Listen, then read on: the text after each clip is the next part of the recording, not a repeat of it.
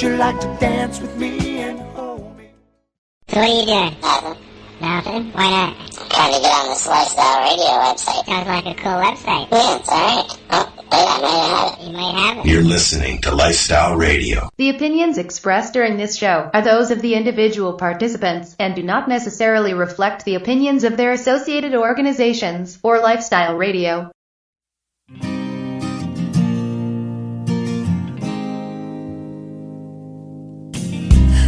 I blame it on industry. I blame it on my own hypocrisy. It's education and politicians. No one's willing to step up and speak.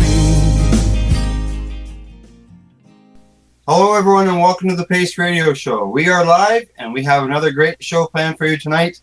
For our listeners, and talking about people speaking, our guest tonight will be doing plenty of that.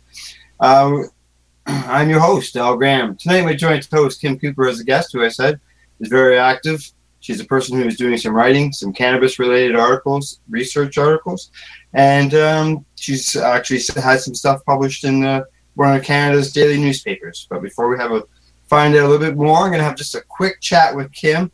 We're just going to alter things a little bit because our guest tonight has to leave early. They have to leave at 9 o'clock, and we'd like to get them as much time speaking as possible. So we're going to move our news and some other items to after they leave, and we'll get things going. Right, Kim? Sounds great, Al. I want to give Jenna a full opportunity to discuss everything that she's involved with. That's right, exactly. So at this time, I'd like to welcome our guests, as Kim said, Jenna, and I'd like to welcome Jenna Valleriani to the Pace Radio Show. Jenna, are you there? Yeah, thanks so much for having me. Hey, thank you for coming on to the show. We always appreciate our guests coming and taking time to talk to our listeners. And once again, thank you very much. No problem. Good. Okay, I don't know if you ever met Kim before, but I'm sure we'll get to know you. You guys will get to know each other over the next hour. Absolutely.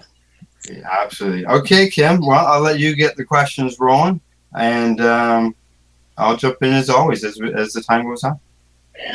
Thank you very much for that, Al. I'm sure you will jump in as always with your insightful questions that we look forward to. As for knowing Jenna, well, yeah, we've had some associations in the past. We met once at the Lawrence mistrial, I believe.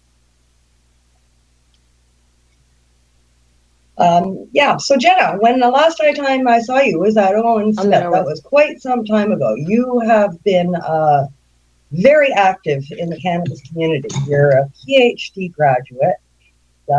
You have a lengthy list of what you've done as far as advancing education and study as far as cannabis and cannabis therapy for medical purposes.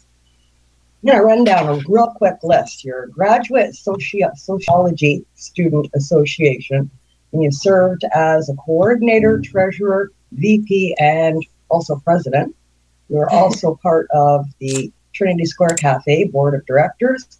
You're also part of Canadian Drug Policy Coalition and the Canadian and American Sociology Association, American Society of Criminology, Normal Canada, Women Grow. I mean, the list is phenomenal. Thanks so much, Kim. Oh, you're very welcome. You've done so much extensive research and work in the field. Most notably, the recent Canadian Students for Sensible Drug Policy submission to the Canadian Task Force on Medical Marijuana Legalization. And I really want to get right into that because a lot of people are being affected by the new legalization at the task force. I want to dive right into your submissions with that. How did this all go? How did you get involved with that? So I was presenting at in Toronto, and it had I was sitting on a panel with General of the legalization and regulation at the federal government, and my piece, or what I was talking about, I found that it was really ironic, I guess, that so much of the conversation around legalization was really based on this idea of protecting young people.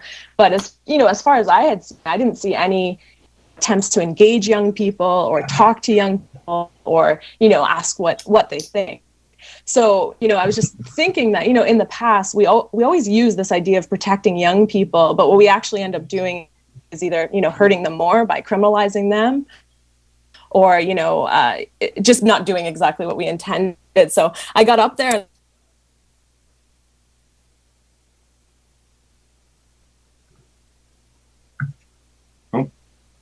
Actual opposite effect. We're going to have unregulated sources rather than from the legal regulated channels. So I just kind of gave this big spiel, and I was a little bit nervous because I didn't know, how that would be received. But Eric Cawson was really into it. He was kind of talking a little bit about how afterwards, we could get CSSDP, Canadian Students for Sensible Drug Policy, involved, what kind of things we could do. So I mentioned that, we would be open to organizing a roundtable. And so, we had support from them. We had some help from the International Center for Science and Drug Policy. We had some help from LIFT. So we kind of put together, it had to happen really quick. I'm sure you guys all noticed how quickly they wanted the consultations in. So it was this big kind of flip around. And so we just said, okay, we're going to have a one-day event in Toronto. We're going to try to get as many young people as we can and reach out to the organizations that we know that work with different populations of young people in Toronto and kind of surrounding area. We wanted to do more. I think ideally we would have wanted each of our chapters, we have about 7 across Canada. We would have loved to have each of them throw kind of a smaller event. But just with timing and everything, we were really lucky that we nailed one kind of day down. So yeah, we kind of put that on. We organized it. We did a lot of inviting. We got someone from the task force to come, which was really, I think, exciting. So yeah, that's kind of how it came together. Wow, it was just an amazing effort. And like you said, the time restrictions on this were pretty intense. Even for regular people to even just chime in and fill out their forms and go to the site that they provided for people to chime in. It was problematic, to say the least, for most people that tried to use it. Absolutely. Time restrictions were really intense for any kind of an organization or organized operation to be able to put anything together. There was really restrictive. For sure, and I'm not even sure that the actual platform. I'm sorry, go ahead. Oh, I was going to say, I'm not even sure the actual platform where you submit the information was that user-friendly. I think the first time I went through it personally, I missed all the little, you had to open all the specific sections when you went through it, which I didn't think was very user-friendly. You would expect a prompt if you missed a section or something like that. So yeah, I think there was a lot of ways that could have been made a bit easier, a bit more straightforward. Could have been improved for sure. Yeah, a lot of it was very leading, as well as to where you could tell where they wanted you to answer and how they wanted you to answer, just the wording of the document itself. For sure. And actually what I did learn was that the task force themselves didn't write that document. So I was always trying to keep that in the forefront as well, because later on we got to present that document to the task force. So I was always trying to kind of keep it in the forefront that they're trying to be as open-minded as they can and hopefully use evidence-based and science. But I guess we'll see. The topics of discussion. Oh, sorry, go ahead, Al. Yeah, you called it the Youth Speak Canada Policy in the 21st Century. Yeah, exactly. Yeah, we called it Youth Speak. Yeah, and so you had people from 18 to 25 that were involved in the roundtable? 18 to 29. So CSSDP, we have this wider definition of youth. We go anyone under 30 years old. And we do that just because we feel like young people's lives are a lot more uncertain. There's a lot more contract work. We're students for longer. So yeah, we have kind of this wide definition. So we went as high as 29. Right on. The roundtable was assembled for input, and the topics and discussion included age restriction, criminalization of youth, prevention and education, production, access, restriction, and distribution. The outcomes of each section has its own sort of paragraph on what the primary data was for that and the outcome for each. It's quite an extensive document to read, and it is filled with a lot of information, that's for sure. How much do you think that they took this document into consideration? Well, so we sent out this, so that 26-page document, it is quite extensive. So we have kind of the 10 main recommendations just for people who only have like a few minutes to read it over. But for the task force themselves, they seemed pretty thrilled. When we went to the, they organized a youth stakeholder roundtable in Toronto. So the meeting was kind of led by Dr. Mark Ware, but also Dr. Susan Boyd was there, and Mr. George Chow, and Dr. Catherine Zane.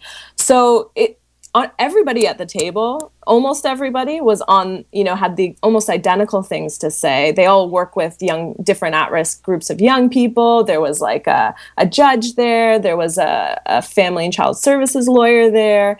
And even though you can tell everyone kind of was coming at a different angle, like the judge said something like, I don't know if I'd really want young people to be using cannabis, but I know we can't be criminalizing them over it. So it's like in the end, everyone kind of, agreed on, the kind of direction that it could take. And it felt like the task force members were really, responsive to it, and they got it, and that they had been hearing the exact same things over and over. And that was something actually Eric Costin confirmed at the end of the meeting, where he said, we're kind of at this point right now where we've been hearing the same things everywhere we go across Canada from people, and we're listening. But, with that said, you never know how that's going to like unfold in kind of this long drawn out bureaucratic political system.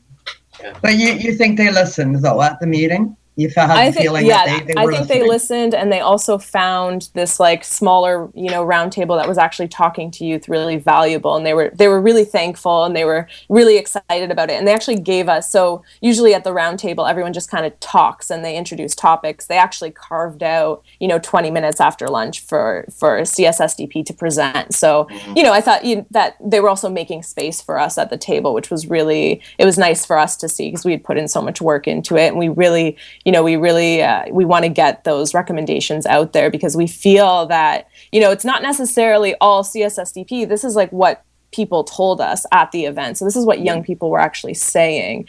And it was just so, some parts of it are really, really fascinating. Like, most young people were just like, there shouldn't be age limits, but if there had to be, I would say like as low as possible. So that was something I wasn't really expecting. Do you want to go... Jenna, do you want to go through your 10 main recommendations? Yeah, absolutely. Absolutely. Okay, well, that was next. That's perfect. Yeah, you were talking about age restrictions. I'm sitting here. I have the document in front of me, and it says your guys recommended to be as low as possible. We're on the drinking age, basically. Yeah, high age limits more harm than use. So yeah, do they like, because you're hearing the government talking about 25. Maybe having it so it was 21 with THC limits and stuff like that.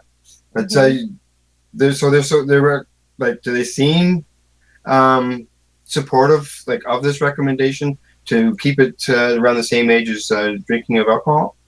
Yeah, absolutely. Absolutely. I think even Dr. Zane had said, I kind of came in here thinking one thing, but you guys are really making me, kind of change my mind on this. And she's from CAMH too. So, I think that the criminalization of young people is a point that is unavoidable no matter where you're coming from or where you're speaking from. And that's a point that everybody at the table got, right? Even, some people are working with homeless youth, some people are working with at-risk youth.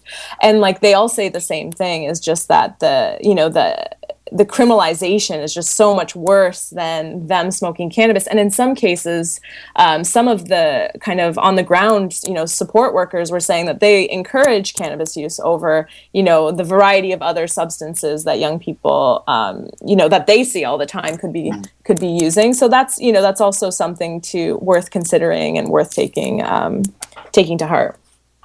Yeah, for sure. Because it makes sense. Like, people between that age of 18 and 25, if they're not allowed to access it, the black market's going to keep thriving.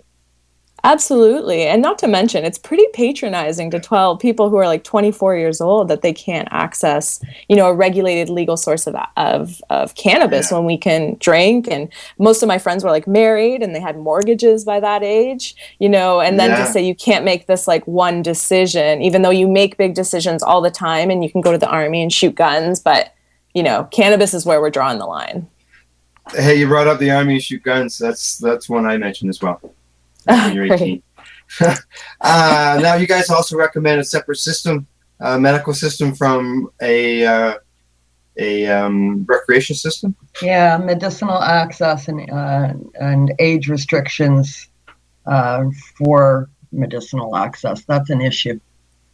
Yeah, it is. So a lot of the young people, there was about 3 or 4 of them out of the 21 that were medical users. So, I mean, it was really clear, I think, to everyone that medical access needed to remain a separate system. And we were kind of asked a few questions about like why that is. And, the ideas that we point to is that, people may need physician guidance. It'd be wrong to assume that everyone who's using cannabis medically has had experience with cannabis in the past, or maybe they just don't, they need help with dosing and titration and that kind of stuff. That should be available. Maybe there's different products that are more appealing to medical users, like really high CBD and low THC, even though I'm sure there's also a more personal use market for that as well. And just things like taxation and insurance coverage, we're hoping, I hope we're moving in that direction. So I think, that's why, it really needs to remain a separate system. So we say a separate system without age restrictions, but still require physician support. And that was a really big thing that a lot of young people talked about. Was one young person actually said that at age 23, he was 25 now, at age 23, he still had to get his parents to sign a note for his physician. And to me, it just seems so, it just doesn't make sense. Not right. Yeah, so that was kind of something around that was about even, how young people access, if they have depression or anxiety. A lot of them, talked about just, going to someone and them saying, well, the first thing I want you to do is stop using cannabis because that can be causing all of, and then they feel like they're being judged for their use. So there were a lot of different, avenues with the doctor cannabis talk. Some of it was, getting medical access, and some of it was just like accessing other treatment, but not being able to because they disclosed using cannabis. Yeah. Yeah, it's kind of interesting because in a recent release from the task force, they're indicating that they're rolling it all into one, that medical and recreational is going to be rolled into one with the system. I really hope that with Dr. Mark Ware as the vice chair, that won't happen. It seemed like a given at the youth roundtable that it should remain a separate table, like the official youth task force meeting. So, you're hoping that with people like that on board, that they really will support and push for a separate system. Yeah, it has to be. I think patients' rights have to come first, and there's so much more involved with patients than there is with non-medicinal use. I don't even like the term rec. I prefer saying non-medicinal use because, in my view, all use is medicinal anyway. Doesn't really matter what your reasons are for consuming it. If you're consuming it, you're getting the medicinal benefits no matter what. So everybody's being healthier. But, it's got to be a separate system for sure. Yeah, I agree. It can't be the same. It's got to be 2 different systems. And like you said, Jenna, you have Dr. Mark Ware on there. You got to hope that there's some common sense that they will listen to those type of recommendations. I'm sure he would agree. 2 systems. So yeah, okay. Absolutely. Number 5 here. Or is it, no, number 5. Where was it? Number 4, which I found really interesting. Past youth criminal records for simple possession and sale of cannabis should be expunged. How did that go over? Because I know as far as through advocacy work and stuff over the years, they're saying people are questioning about adults as well. With if they come legalized, should ours records of people with records for simple possession should be also expunged? So how were they receptive to that? Well, that's always the trickiest one. I think the organizations around the table definitely agreed. I would think the task force seemed like it made sense to them, but it just seemed kind of outside of the scope. They kind of treated it as outside of the scope of what they were doing and they said they could make those kinds of recommendations, but that it's kind of outside of the regulation. So I don't know. To us, that's really important because when it's one thing to be, like a white middle class young person and get a possession charge. But when you start thinking about, different populations and how criminalization affects different people, there were lots of stories at CSSDP's roundtable about, the real harm and the despair and the hopelessness that comes when you're young and you don't have any resources and you get, a simple, possession charge. So for us, it's about how do you rectify that? And also, it's interesting because when you start talking about adults, it's like now you have all these people even barred from participating in this market. And maybe if it's because we had MP Erskine Smith there, so he's the only Liberal that voted for the decriminalization, on the Liberal side when that had came out. So he was given a kind of a little discussion on that as well, and just saying, they treated it as kind of outside, I think, the scope of what they would be able to do, but it was also another one of those common sense, because that almost ties in with recommendation number 10, where you say people with past nonviolent cannabis-related charges should be permitted to participate in and benefit from a new legal market. Yeah. And as we're seeing now with the ACMPR, patients who have had a conviction over the last 10 years, they're out. So I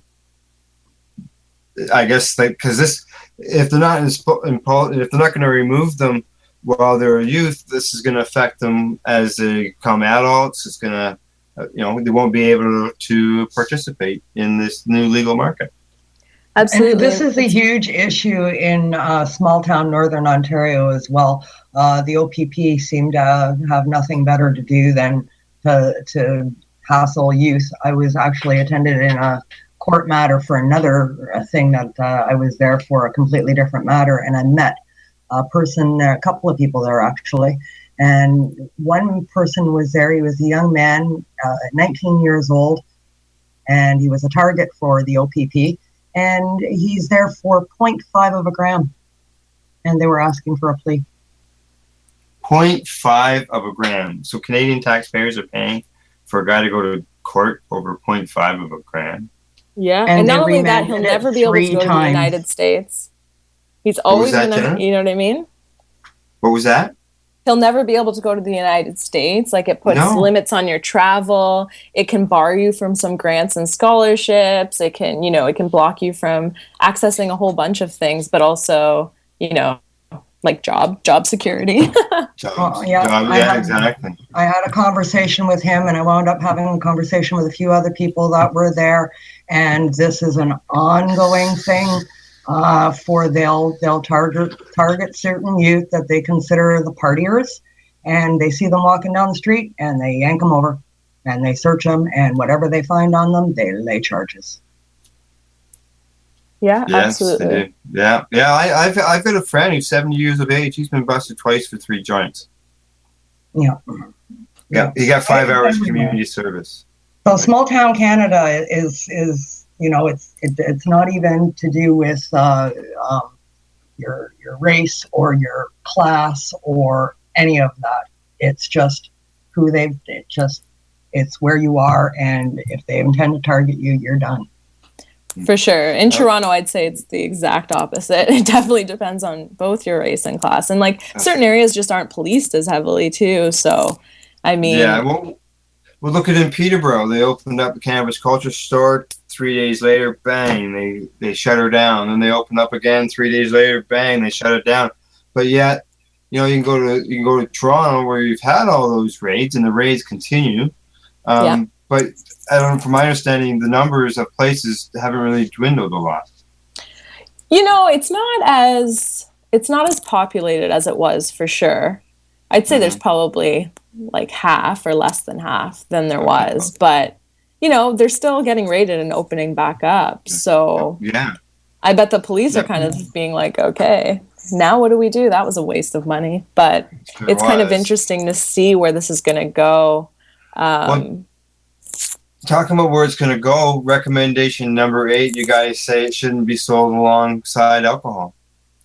Yeah, that was a really big sticking point. That was something everyone agreed with, but we also tried to kind of tease out the difference. I think when we say, government-controlled distribution, we're saying, LCBO, but, trying to kind of widen that scope and say government-controlled distribution doesn't mean it's sold in the exact same store alongside alcohol. And that was something we really didn't want to see. So we talked a lot about how it would encourage polydrug use. So encourage, you go and you grab a 6-pack and you go and you grab your cannabis. And maybe you wouldn't have grabbed any either or. And now you have both. And maybe you don't know that causing the two might elevate the effects. And, think about what kind of education have you guys gotten in the last, decade at the LCBO? Because, we talked a lot about how it encourages, kind of, I don't want to say inappropriate drinking behaviors, but maybe... they encourage use. Yeah, it encourages use and also like really heavy use. So, how kind of that's really counterintuitive to what a public health approach should really be looking like. So that was a really big kind of sticking point, was that, young people definitely don't think it should be sold alongside alcohol.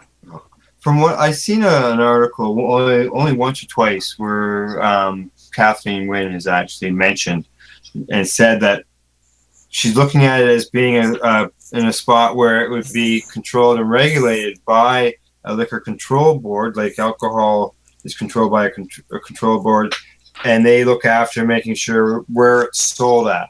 Like it's sold at bars and so on and so forth. It doesn't mean it's necessarily sold in the LCBO, but they will regulate where it would be sold at. Yeah, exactly. You understand what I mean?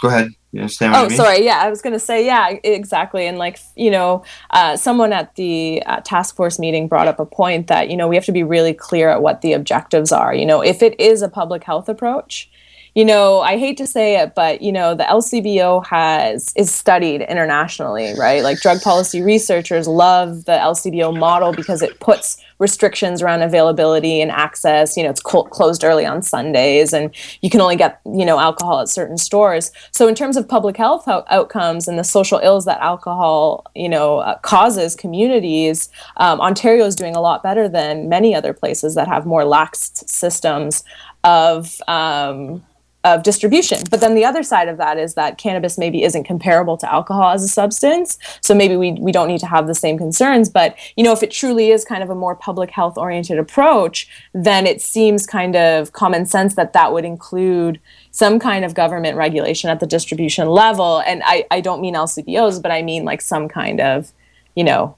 like as you were saying, either they're, they have tight restrictions on where it's being sold or something like that. So that wasn't out of the CSSDP. That's just me what I think from what I know around the drug policy literature. So, I mean, it's interesting. So, we've had international like drug policy scholars like study the LCBO model. So that's something to also keep in mind. Yeah, for sure. But I don't think that the first jump for them is to combine it with the alcohol model, and that's a bad move. Just because it has an intoxicating effect the same as alcohol doesn't mean that they're anywhere near similar products. Yeah, I agree. And I also think that lost my train of thought. Yeah, shit happens. It shouldn't be sold along beside alcohol products. Is what you had. Were your last words. That's I'll leave that at that anyway. Yeah, well, there's people who actually use cannabis in order to help fight alcohol. That's right. Their addiction to alcohol, and to force them back into the position where they have to go in a store where alcohol is sold. That to me, that doesn't work very well. No, that's right. No. Yeah, absolutely. So, there could be a variety of ways it could unfold. But, what I was going to say is that LCBO, I think the reason why that they're looking at that so closely is that the infrastructure is there, right? So it would just be about kind of, retrofitting existing LCBOs in some way or something like that. So I think it's the easy thing to reach to from a government perspective, because they're like, oh, we already have all of these stores set up everywhere in Ontario. We can very easily turn this into, building blocks are already there. Why not use them? But unfortunately, it won't work that well for the general public, I don't think. We can always turn that around and say, well, they also got alcohol being sold in businesses downtown, in out by airports, whatever, bars and lounges, restaurants. As we saw last night, Blue Jay games. Yeah. So does that mean that distribution model is already there? So we should piggyback on that and allow them to sell bonds? Oh, yeah, I totally agree. And I think we can push them even harder and say, we're decentralizing alcohol distribution in Ontario. Now you can get a 6-pack at the grocery store. So why would we come in super hard on cannabis when, it just seems so ironic to me, because we know without a doubt, we have evidence that alcohol causes all these social harms. And yet we're still leaning towards this, kind of loosening up access and availability. But we're so obsessed with making sure cannabis is so restricted and, well, we have to do it for the children, That's exactly the discourse we've been kind of critiquing. Is this idea. All right. Well, let's take a break. We're halfway through Jenna's hour here, and so let's go for a break. Just so let our listeners know, we do have a special announcement that we're going to make tonight, but we're going to make a little bit of change to the show. And we'll be doing that after Jenna leaves. And for now, our music is by a band called the Canadian Beaver. Song Trudeau Wanna Weed. Kim and I will continue our talk with Jenna Valleriani. Almost. And this is the Taste Radio Show on lifestyleradio.ca. See you in a minute. Radio show on Lifestyle Radio. Please hang up and try again.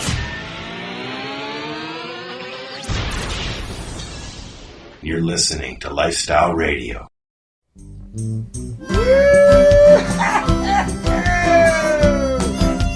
Marty, bring me a bag of that stuff over here, would ya? Now, Justin Trudeau had a puff of weed. Said he took a puff when he was an MP. And Tories took the story to the CBC. And now it's all over the television screen. Canada, the time to act is now. These days, your customers are seeking variety. Increase your earning potential by expanding your inventory with CC Nexus, Canada's largest cannabis seed wholesaler. CC Nexus stocks over 60 reputable breeders, including Canuck seeds, with a wealth of autoflower, regular, feminized, and CBD strains. All first-time customers will receive a free pack of Canuck seeds, plus a mug, t-shirt, and additional promotional materials. Add strains and increase your profit with CC Nexus, your Canadian-owned and operated wholesaler of cannabis seeds. Discreet, worldwide stealth shipping from Canada, supporting you locally. Call today, 1-844-843-7995, 1-844-843-7995, or visit us at ccnexus.global. The following is a public service announcement from the Canadian Therapeutic Cannabis Partners Society. The Canadian Therapeutic Cannabis Partners Society is a non-profit organization dedicated to ensuring improved access to therapeutic cannabis and cannabis byproducts in Canada. With a federal government that has committed to legalizing cannabis, we feel it is our duty to ensure that the medicinal use of cannabis doesn't get lost in the process and that there are clear distinctions made between the medicinal and recreational use of cannabis. It is our mission to ensure that government regulation doesn't get in the way of a sick, disabled, or terminally ill person's right to use or produce this amazing natural health product. If you would like to get involved, you can contact us on the internet. www.canadiantherapeuticCannabisPartners.com. On Facebook, CTCP Society. Or search Canadian Therapeutic Cannabis Partners. This is Al Graham of the Pace Radio Show. Are you keeping pace, as in keeping people advocating cannabis education? If you're not, and you're a cannabis consumer, then why not? Others are working hard every day to help educate people about cannabis so you can enjoy your daily 420. Get involved and speak out. Be loud and proud so that you can keep pace.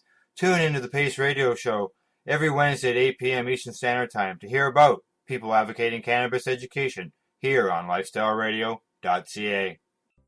Growing your own vegetables, flowers, or even medicinal plants can be a challenge without the right equipment and proper know-how. At BMA Hydroponics, not only are they your urban horticultural experts and suppliers, but their staff holds the customer's needs paramount to making a sale. Family-owned with decades of experience and knowledge, they offer free advice in person, by phone, or email.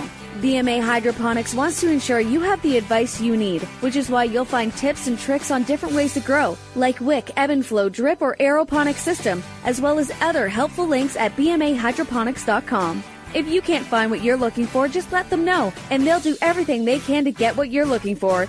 At BMA Hydroponics, each staff member also possesses a federal exemptee MMAR license, making their strong suit empathy, experience, and dedication to their customers.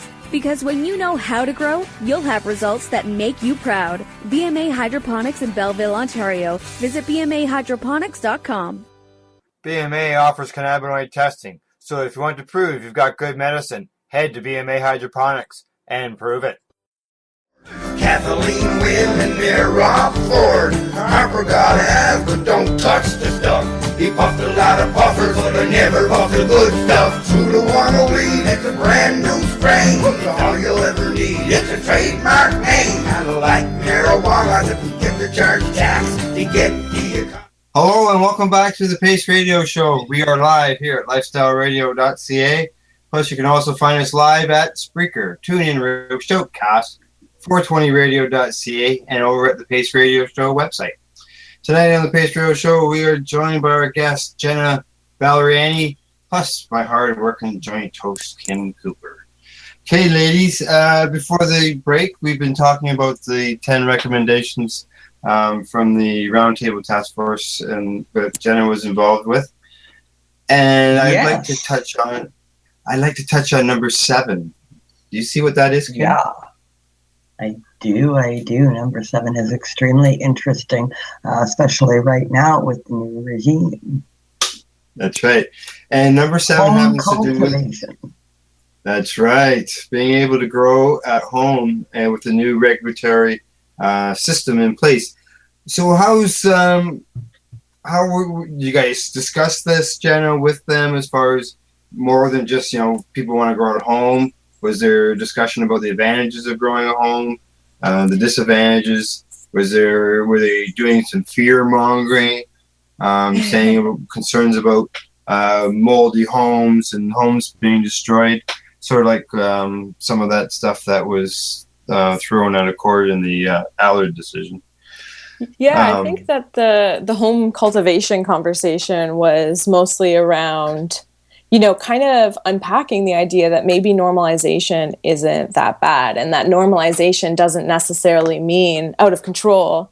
And in this case, a lot of the young people that we were talking to was saying that, home cultivation, makes the product less valuable because now everybody can grow at home. And shouldn't that be the goal, where it's not as highly valued on a black market as it once was? So, thinking about how home cultivation and dismantling the black market could potentially be connected. So I think that's kind of where, where the conversation was going. And there were some concerns about, what about the smell, or what about, if you have kids at home. So kind of thinking about ways around that and what, for example, in the housing case, what does kind of reasonable accommodation look like? Where do landlord responsibilities start and end?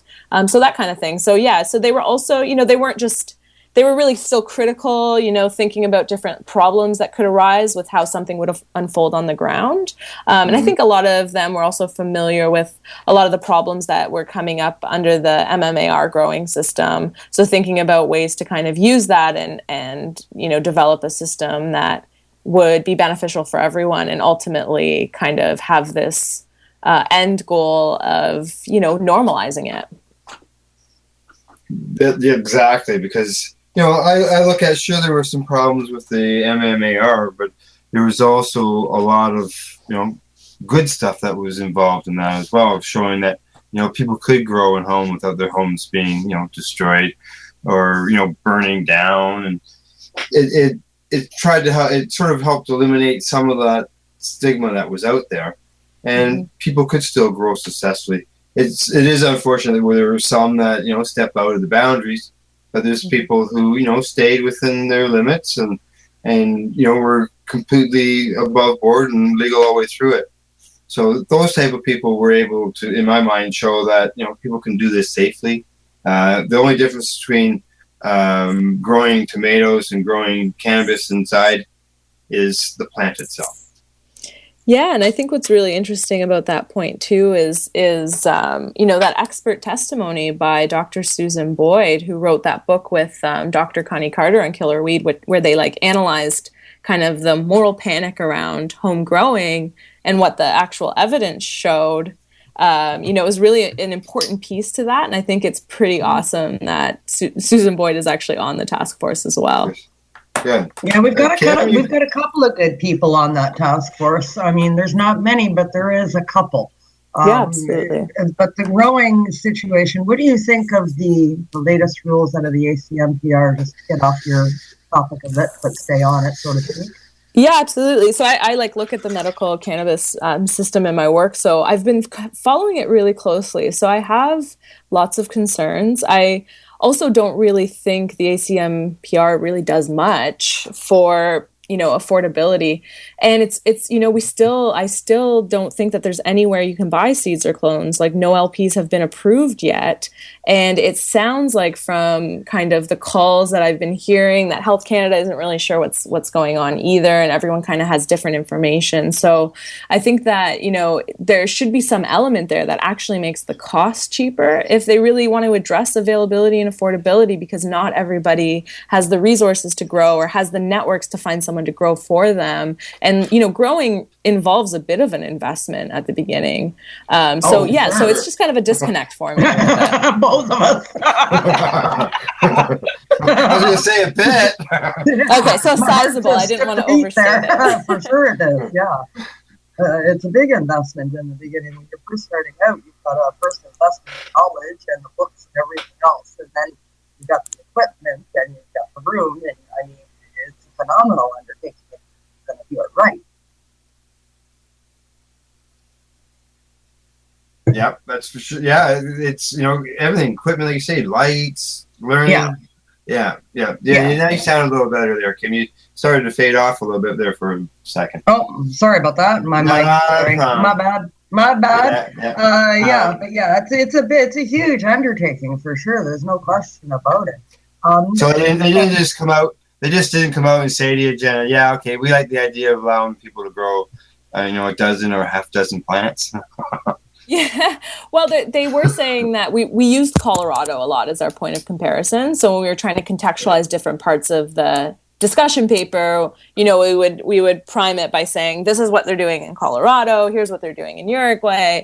Spain has these kinds of things. So we tried to contextualize it to kind of, let them know that they didn't have to think about these things in a really constructive way. And it didn't have to be in the way that they think government would just accept it, so I think, it's like with the LCBO thing, or, I don't want age restrictions, but if I had to pick one, it's because people feel really trapped by what they think is achievable. And we were trying to push them out of that and just say, if this was your policy, like, what would you be writing?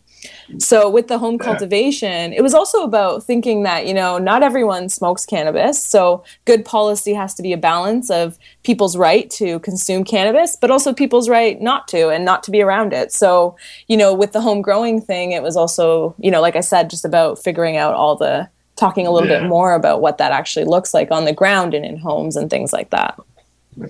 Yeah, well, for starting materials, the MMAR, you were supposed to get your starting materials from the government. Yeah, you had to buy seeds, I had to buy seeds from the government in the beginning. And that was the original rule. But I mean, really, how many people did? Yeah, and with the ACMPR, there is a box that says no. Like, you don't need to buy anything. I know a guy who got it. I know a guy who got his license. He checked off the no. He didn't need any supplies, and he got his license. So they are allowing those through, which is good.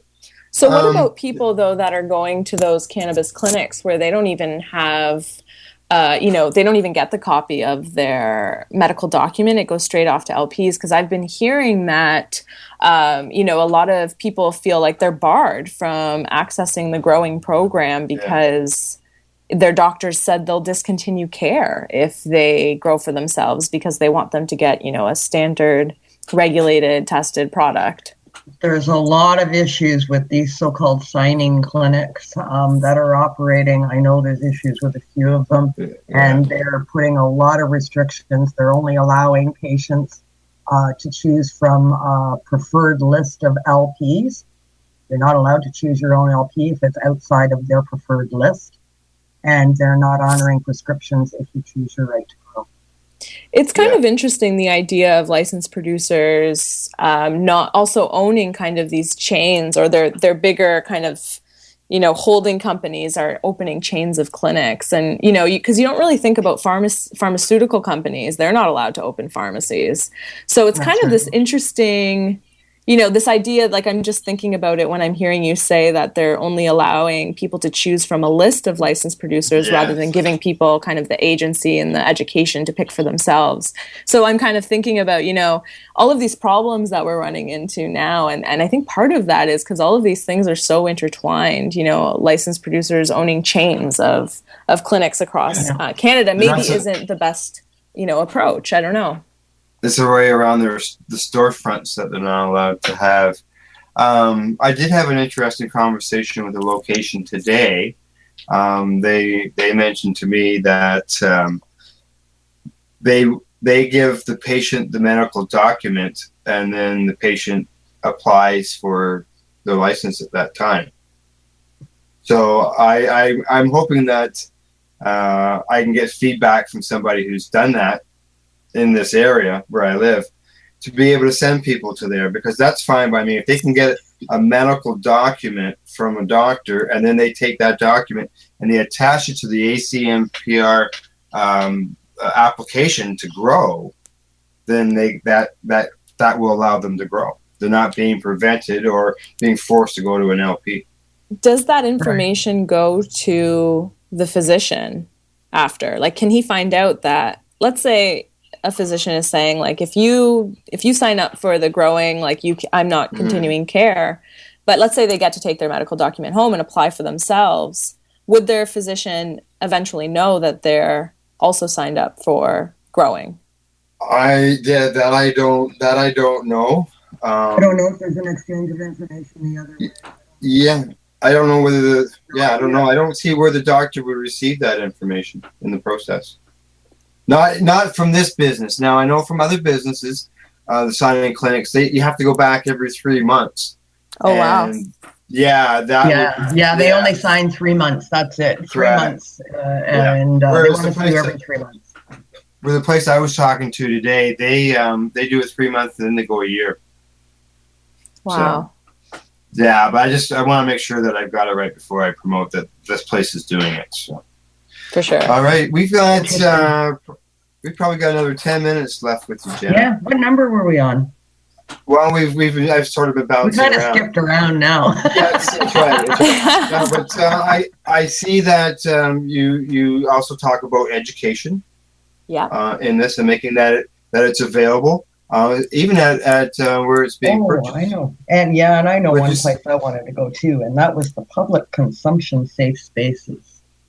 Oh, yes. Okay, go ahead. Yeah, we've got 10 minutes, so. Yeah, let's talk about that section in there that you've got, the public consumption and safe spaces. Yeah, so from a... Sorry, Kim. That's okay. Radio, we got it. So from a youth perspective, I guess kind of what we were thinking about was, well, first of all, I guess like because we're in Toronto, we talked a lot about how vapor lounges are kind of embedded into the fabric of, you know, cannabis culture in Toronto. You know, the hot box has been around for like 20 years or, you know, so that's something that's like really familiar to a lot of people in the room. And mind you, the people in this room were 18 to 25. So, you know, all probably of age to be able to access like a vapor lounge or a safe space. So we talk about safe spaces because in Colorado, they're not allowed to consume publicly anywhere, right? And you can't consume in bars. And, you know, that really only leaves your own home. But, you know, what if you can't consume cannabis in your own home? So now where are you going to be able to, you know, where are you going to be able to smoke? Yeah, you can get it, but you can't use it. Yeah, exactly. And then we also talked about how with young people, you know, those who are more privileged might be able to smoke at home or smoke in their, you know, their backyard. But then when you start looking at different populations of young people, they're usually pushed into public spaces like parks and, you know, other areas that, you know, where you know, it's just going to end up criminalizing them in another way. So really, it's always front and center is this idea of over-criminalizing and, you know, why we're even still talking about punishments when we're talking about cannabis, but also how that really disproportionately affects young people in Canada. So when we were talking about public spaces, we're saying, okay, if this is about public health, so maybe you can't consume in all public spaces, but then, you know, the responsible thing is to have a safe space where smoking cannabis is possible. That's right. Yeah. Yeah, and the lounges have proven, as far as I'm concerned, I did an article a few years back for Treating Yourself on the lounges.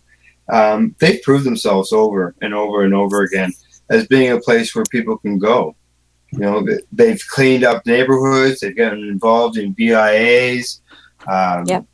They give a safe place for people to go and consume the cannabis. And, you know, when it comes to police incidents, they're so minuscule compared to the alcohol end of it they should be allowed. There's no doubt about that mind. Absolutely, it's common sense. It's common sense. Get it? Why? You know, if you don't want it on the streets, then you gotta find another space. Yeah, that's right. Yeah, and you know, the majority of the places, I'm not gonna say all the places did, but the majority of the places had some type of ventilation, which was you know, addresses the concern of secondhand smoke and so on and so forth that way. And all of them are tobacco smoke free. Correct. They kick people out for smoking tobacco, for even doing poppers. Yeah. You're not allowed. They don't like you putting it in your joint. If you were cutting it with tobacco, no, that's a no-no. I mean, I know some lounges that are very strict on their tobacco policies, and that's a good thing. You know, as far as I'm concerned, because we don't want that. We don't want to be encouraging smoking of tobacco in these places for sure. And I mean, it's been a proven fact that these places take over, you know, in areas, they'll move a vapor lounge into a place that used to be a bar or a pool hall or something. And neighboring businesses are happy that the place is cleaned up and there's no more fights out front and the area is doing better since they're there. This has been proven time and time again. Yeah. So did you guys get any feedback at all? Did you discuss things like that with the task force, Jenna? Yeah, we did talk about it. Kind of the first part of the day kind of focused on more youth specific issues, but then there was also time, you know, to talk about the ACMPR, to talk about home cultivation. So, you know, because they do affect youth in different ways. And all of this stuff seemed like they heard it before and that they agreed and that it made sense. So, you know, I'm hopeful, but I don't want to be naive. Yeah, we all feel the same way. So is there something or anything on this report that we haven't mentioned that you'd like to bring up? Yeah, there is actually one thing. The one kind of place of disagreement around the table, maybe not disagreement, but was the issue of youth side of the regulated system should be decriminalized. We suggested from at our youth event that criminal sanctions should be replaced with things like mandatory education, fines, or community service. So it was really interesting when we presented that point, kind of sparked a discussion about, why are we still talking punishment? And people made the point that with the population of young people that they work with, mandatory education, mandatory community service, that's time away from school when... You just faded a bit. Yeah, you dropped down there. We lost your feed. Oh, sorry, guys. So basically this idea about criminal sanctions and how it should be replaced with alternatives. Correct. Things like, mandatory education. Instead of sticking somebody with especially a young person with a criminal record for having 3 joints, you're suggesting things like community service or education instead? Yeah, that in our report. Right. It received a little...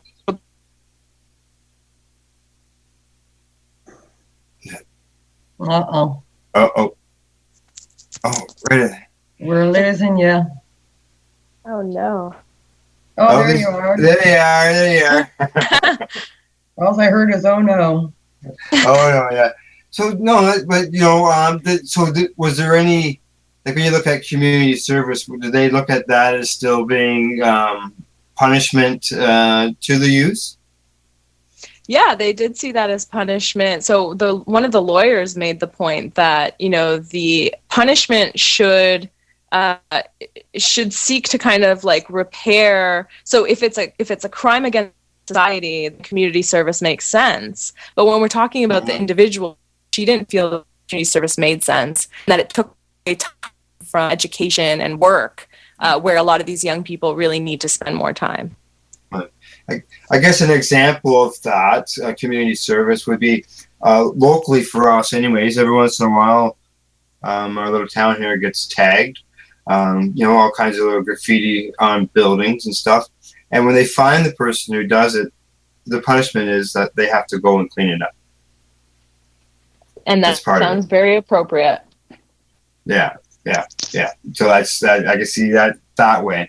But okay, great. Now we've got a few more minutes.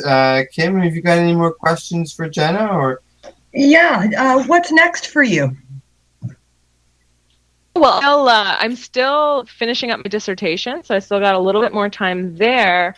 And right now I'm working with a group of researchers who want to extend a project on adolescents and cannabis use. So we're just applying for grants and doing that kind of stuff right now. So we're hoping to expand the study to also include parents, which will be really cool.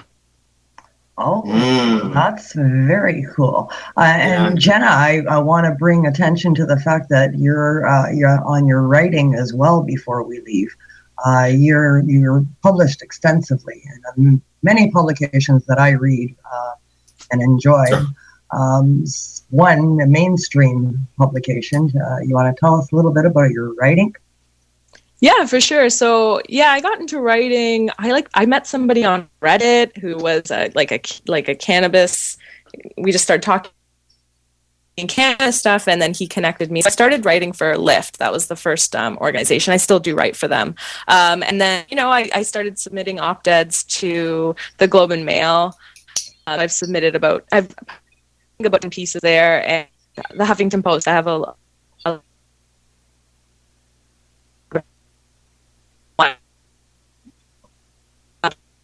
and it's kind of it's an amalgamation of my experience, doing fieldwork in a dispensary, but also reading a lot of LPs and kind of understanding, I think, more of the nuances, and that it's not black and white, and that, there's lots of different, things happening. And how was it? I know you mentioned in a message to me that you basically interviewed all the LPs. Oh, you're cutting out again. Yeah. Oh. Okay, Jenna? Oh, sorry, guys. Yeah. No problem. Maybe just a bit of a bandwidth issue going on here. We're close to you have to go to your appointment here in a few minutes. So why don't we just do the shout out now, where we like to give our guests a chance to say a website, promote somebody, let them know where they can find them, so on and so forth. Jenna? Oh, looks like she's gone. Oh, we lost Jenna. We lost Jenna. Okay. What I can suggest for you to do is Google Jenna. Yeah. Valleriani, and as you said, she does a lot of writing for Huffington Post and other locations. She's got Globe some and great Mail. Articles. Yeah, Globe and Mail. She's in the Globe and Mail. She's written for Cannabis Digest. She's had some stuff in there. I mean, so many places. Google her. If you Google Jenna Valleriani, oh, you got me doing it, Al. Valleriani. And you can Google her and you'll find an extensive list. She's also available on Twitter. Yes. And she's also fondly known in the cannabis community as Jenna Valleriani. Yeah, yes. She's involved with the Canadian Students for Sensible Drug Policy. So, she's involved in other stuff. She just got, she did a year with the Women Grow, so she's doing all kinds of things. Yeah. Or has been. Yes. Very well-educated young lady, very impressive resume, and it's just begun. Okay, well, why don't we take a break here? We'll play our commercial break. And when we get back from that, I've got an announcement to make. And we'll do some news and talk about a few other things for a little while. Sounds like a plan, Al. All righty, let's go, and we'll do the break time and go from there. Okay, all right, so we're going to hear some more about the True to Wana Weed by the Canadian Beaver Band. And then Kim and I will continue our conversation. See you in a few minutes, guys. So what are you doing? Nothing? Why not? I'm trying to get on this Lifestyle Radio website. Sounds like a cool website. Yeah, it's alright. Oh, wait, I might have it. You might have it. You're listening to Lifestyle Radio. Scooter put the show on the road, you see. Out talking to people, planting them seeds. The Tories, they started ripping them down, but he was in for a dime bag, in for a pound. Tom McQuarrie and the NDP. Elizabeth Macy said, no, not me. The marijuana party had a meeting last night, and everyone agreed they're voting this time. Growing your own vegetables, flowers, or even medicinal plants can be a challenge without the right equipment and proper know-how. At BMA Hydroponics, not only are they your urban horticultural experts and suppliers, but their staff holds the customer's needs paramount to making a sale. Family-owned with decades of experience and knowledge, they offer free advice in person, by phone, or email. BMA Hydroponics wants to ensure you have the advice you need, which is why you'll find tips and tricks on different ways to grow, like wick, ebb and flow, drip, or aeroponic system, as well as other helpful links at bmahydroponics.com. If you can't find what you're looking for, just let them know, and they'll do everything they can to get what you're looking for. At BMA Hydroponics, each staff member also possesses a federal exemptee MMAR license, making their strong suit empathy, experience, and dedication to their customers. Because when you know how to grow, you'll have results that make you proud. BMA Hydroponics in Belleville, Ontario. Visit bmahydroponics.com. BMA offers cannabinoid testing, so if you want to prove you've got good medicine, head to BMA Hydroponics and prove it. The National Task Force on Medicinal Cannabis is a group of not-for-profit organizations dedicated to influencing government policy with factual evidence. Our mission is to ensure that a constitutional medical program is developed that will address the concerns of all Canadians that require therapeutic cannabis. The task force is looking for dedicated people who are willing to contribute to our cause. We have formed this task force to foster a unified approach and focus on lobbying the federal government and Health Canada. We represent the combined expertise of thousands of patients with more than a decade of experience. As a task force participant, you, your business, or your group will have an opportunity to show that you care and offer your unique skills to promote the cause. If you would like to get involved, go to medcanataskforce.org. That's medcanataskforce.org and use the Contact Us link to get started. Help us help you. Tune into the Pace Radio Show and catch Kim Cooper, Debbie Stoll-Skiffen, or Alison Merlin, along with myself, Al Graham, as we talk to Canadian and international cannabis advocates who are working hard to help patients and to end cannabis prohibition. Catch us live every Wednesday at 8 p.m. Eastern Standard Time here at lifestyleradio.ca. Canada, the time to act is now. These days, your customers are seeking variety. Increase your earning potential by expanding your inventory with CC Nexus, Canada's largest cannabis seed wholesaler. CC Nexus stocks over 60 reputable breeders, including Canuck seeds, with a wealth of autoflower, regular, feminized, and CBD strains. All first-time customers will receive a free pack of Canuck seeds, plus a mug, t-shirt, and additional promotional materials. Add strains and increase your profit with CC Nexus, your Canadian-owned and operated wholesaler of cannabis seeds. Discreet, worldwide stealth shipping from Canada, supporting you locally. Call today 1-844-843-7995, 1-844-843-7995, or visit us at ccnexus.global. Now all the politicians who might have smoked grass are waiting for someone to dig up the past. We'll see it on the news and on the YouTube. Peter McKay, look, he's rolling up a doobie. The media frenzy, it just won't stop. Seems all we're doing lately is talking about pot. Who smoked what, how much, for how long, never mind. Welcome back, and thanks for tuning in to the Pace Radio Show. If you miss our live shows, don't forget you can catch our podcasts at Spreaker, YouTube, Mixcloud, and other locations. Okay. Tonight, our bumper music features the Canadian Beaver Band. I don't know if you ever heard of them before, Kim, or not. I have. But these guys, yeah, these guys create and make up their own songs. It's quite the stuff as you heard there tonight. I got 4 or 5 cannabis songs of theirs in the folder. So I'm definitely going to be looking them up. Yeah, that's well, you can find them on YouTube. That's where I find them. All right, our guest, Jenna Valleriani. She's with the Canadian Students for Sensible Drug Policy. She's a writer, research writer on medicinal cannabis. She was involved in this fantastic report that was put out. But she's had to leave. She's on the go. She's off to a meeting. Yes. So busy girl. So what we did is we focused on what she's done today or done with this report, and what we're going to cover over the next little while is some other stuff. For example, some news. We've got a couple articles. Which one do you want to touch on first, Kim?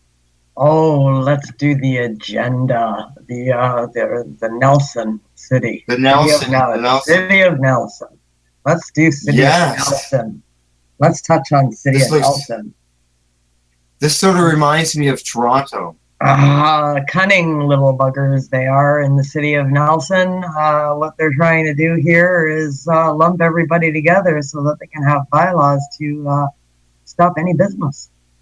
Exactly. They want to add the definition of marijuana operation to include prohibited uses of lands and buildings and structures within the city. So you can't have anything. Yeah. So it's to include packaging, selling, everything that's got to do with processing, everything. Everything if it's got to do with marijuana, it's encompassed in this bylaw, and they want the right to restrict people from opening up stores because they will be then in violation of the local bylaw. So that's how they're going to go about stopping cannabis stores and dispensaries, vapor lounges, everything will fall under the same header. Yeah. They say it'll make it easier for the city to enforce these bylaws.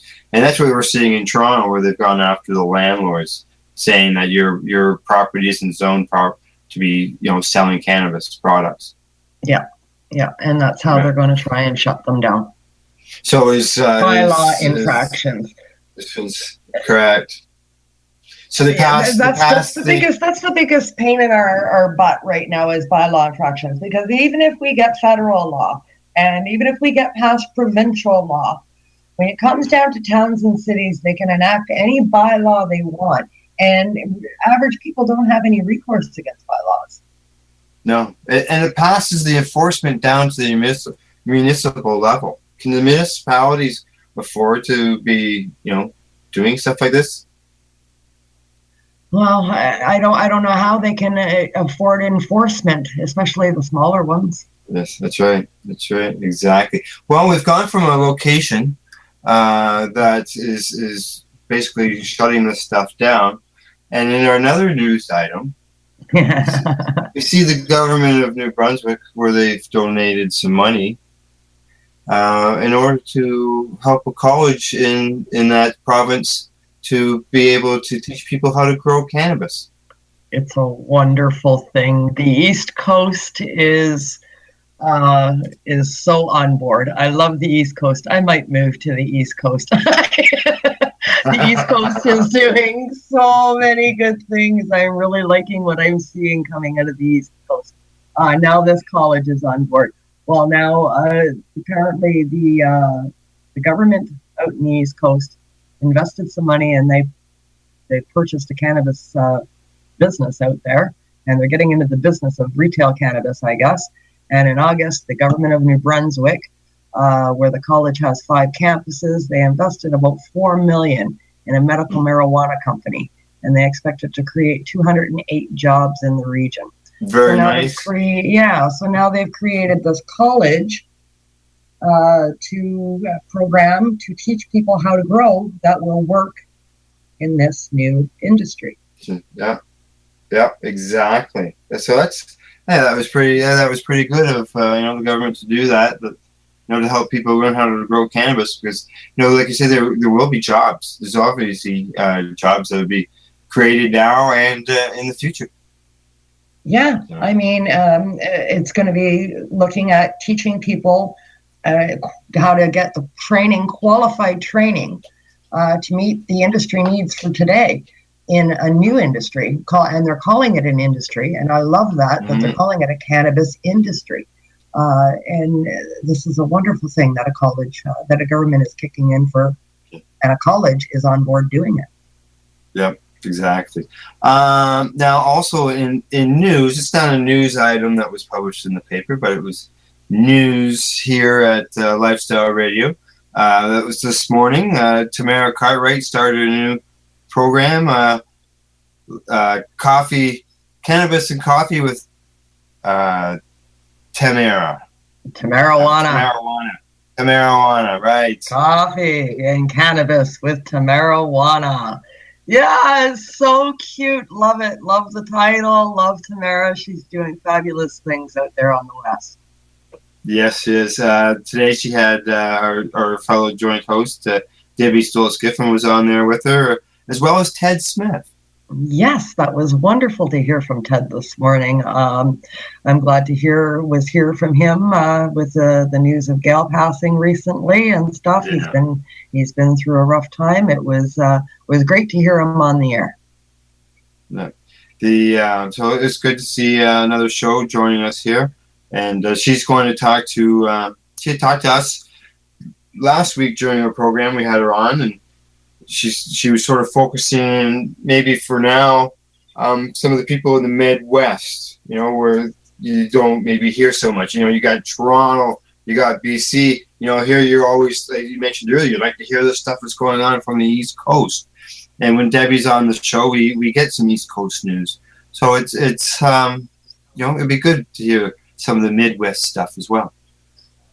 Absolutely. The more regions that we can cover, the better, because people's situations and things are going on in all parts across this country. And there's struggles and there's triumphs. And they should be, celebrated and discussed for all to see, because it encourages more to stand up and do the same.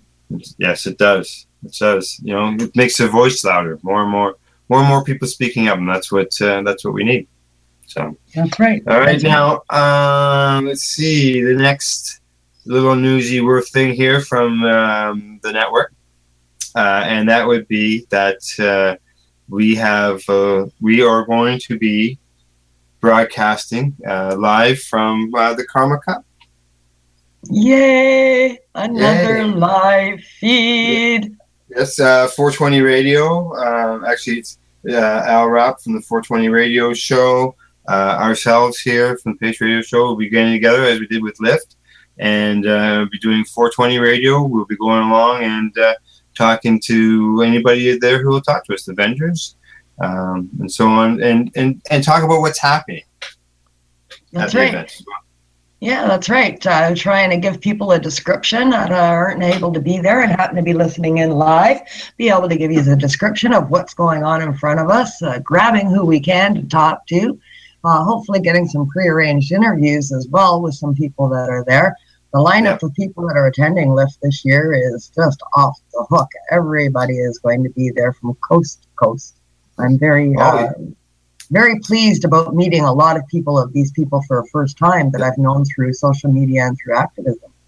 It sounds, I was handing out some of the cards and the posters today when I was doing my rounds, and there's music, there's glass blowing going on, there's vendors who will be there, there's medicated areas. It sounds like it's going to be fantastic. I'm really looking forward to this. And the Lyft Expo, it was one thing, but this sounds more towards the treating yourself end of it. Yes, this is definitely more user friendly, shall we say? Yeah. People in the community getting together, people that have been in activism, people that are curious. Hands-on type of experience, talking to people that have been in the industry, and getting to know one another on a level we can all be comfortable in, with our running shoes and blue jeans and not the season rise. Yeah, and by going there and talking about what's happening, yet again that adds more to the normalization of cannabis, because people will be able to hear what exactly goes on there, and it'll help remove, people have maybe the wrong image of what's going on, and by being able to showcase it, you can help change a lot of people's minds. That's right.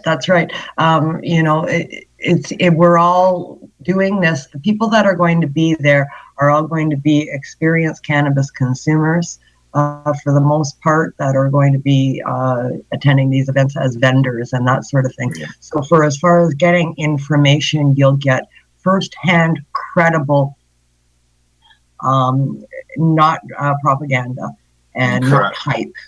Okay, yes. If you want to learn, this is the place to be to learn. Go and experience it.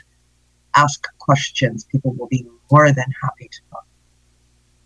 Exactly. Now, just so everybody knows, this event, I believe it's $10 for a day or $15 for 2 days. So it is affordable to go. Yeah. Yeah, very affordable. $15 for a 2-day weekend. I mean, there you go. I think they're operational from 10 till 6 each day. It's right down on Polson Pier, right down in Toronto. It's actually, I've got the website up here now. It's 20 Polson Street. And you can get your information on this at the website which is thekarmacup.com. Yeah, it's going to be a fantastic event. I'm very much looking forward to it, and I'm even more so looking forward to doing the live show. So yes, and just so everybody knows, I know that the 420 radio show that airs Friday night from 7 till 9 is working on having a representative from the Karma Cup to be able to come on the show and speak to them. Oh, that would be fantastic. Yes, exactly. I know the people that are putting this together have worked extremely hard.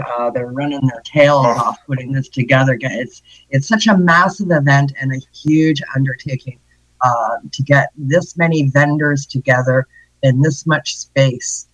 And get it all together and organize everyone and tend to every individual's needs. All these vendors, they have needs, and the spaces have to be and so forth. It's an enormous undertaking. and the people that are putting this on should be applauded for their efforts. They're doing a fantastic job. Yes, oh, they are, and I'll tell you, it's a huge job. Just in my past, helping out with Marco with the Treating Yourself Expo, and this looks very similar to that. It's a huge task, and they're doing a great job. So, and let's move on to our next little topic, talking about treating yourself. Mm-hmm. Yes, I mentioned I had a bit of an announcement to make tonight about a little bit of change here at the Pace Radio Show, and that is that we are going to start coming up with a way of prizes to be handed out during the show, a prize to a listener here at the program. Recently, Pace has been able to get a hold of some Treating Yourself say paraphernalia, as far as such as some t-shirts, some bags, some magazines, pins. So the past issues of the magazines, nothing new, but the past issues. That information that's in those issues, the medicinal information especially, it's timeless. Yes, absolutely. That's right. That's right. Yeah. So you got a supply in of some wonderful historical memorabilia. Correct. Everybody remembers, as we mentioned, the Treating Yourself Expo. There was DVDs that were produced for each and every one of those expos. There are interviews and discussions with people such as Dr. Robert Melamy, Dr. Courtney, Dr. Hornby, and others. That are, the information that they spoke then is still valuable today for people to be heard. Yes. And I know that's timeless, as you say. Yeah, I know at one time I was actually using those DVDs when I was doing cannabis educational documentaries at cafes. And I was using those DVDs and those interviews with those doctors to educate people. Yeah. For people to sit there and hear Dr. Courtney talk about how cannabis should be a vegetable. It should be something that should be in our regular diet.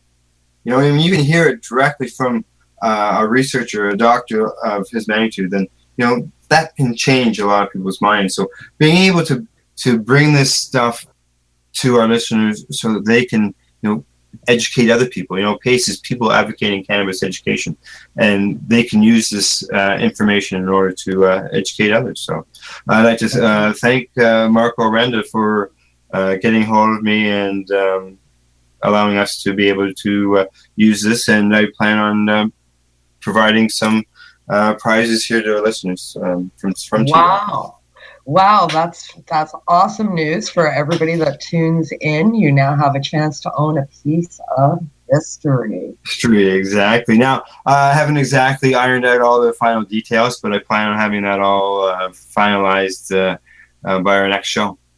So awesome, fantastic. So spread the news, everybody. You better start listening and live shows and have a chance to win some stuff.